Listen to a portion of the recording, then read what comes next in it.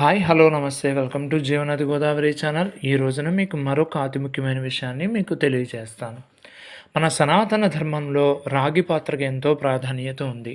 అలాగే ఈ రాగి రాబడుతుంది అని చెప్పి పూర్వీకులు కూడా మనకి తెలియచేశారు.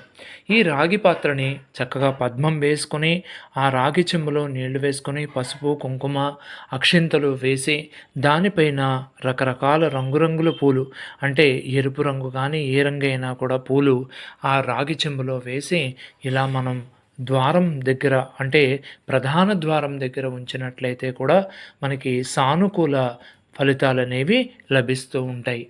తర్వాత మనకి ఇల్లు కూడా చక్కగా, అంటే మనం ఆకర్షణీయంగా ఉండడంలోనూ మరియు ఆధ్యాత్మికత అనేటువంటి ఒక వాతావరణం చోటు చేసుకోవడంలోనూ కూడా ఇది బాగా తోడ్పడుతుంది.